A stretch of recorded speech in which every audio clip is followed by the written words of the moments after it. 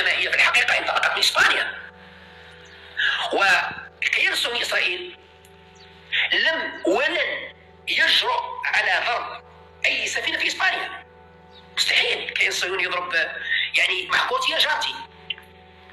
يعني هما كان على بالهم بلي راهي انطلقت من إسبانيا، ولكن لا تملك إسرائيل الشجاعة لضرب سفينة في إسبانيا، لأنها لو تضرب إسبانيا أولا إسبانيا ترد بقوة، ثانيا الاتحاد الأوروبي كله يتحرك يدين وممكن يرد.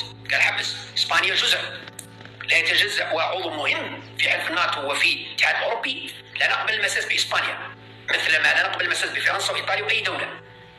إذن إسرائيل كانت تعرف أنه تونس مستباحة، يضربوها ما كاش ليها، ما ضربوها ودزوا معها مع كورتيا جارتي، هذه الحقيقة. إذن الرئيس التونسي قيس سعيد والسلطات التونسية في اعتقادي أخطأ التقدير عندما استضافت كل الأسطول.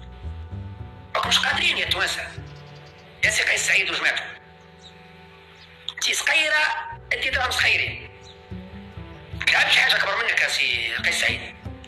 ها انت راح تخلط في فم السبع وراح تتبنى الأسطول كله تجيبه عند تونس ما تقدرش، لأنه لو طبق البرنامج الأول اللي هو القافلة من إسبانيا تكمل ويلحقوهم تاع تونس ويزيدوا يلحقوهم تاع ليبيا وباقي المحطات، أنا نظن باللي صعب أنهم يضربوهم. لماذا؟ لأنه لو كانوا يضربوا أي سفينة معناتها هو اعتداء على كل السفن بما فيها السفن الإسبانية ويقدروا يتحركوا، لكن هنا كي يضربوك ضربنا في تونس، لأنه الأسطول كله كان تحت حماية السلطة الفلسطينية، السلطة التونسية، القوات البحرية التونسية والقوات الجوية والقوات البرية وكل القوات. إذن المسؤولية تتحملها تونس لأنها استضافت الأسطول.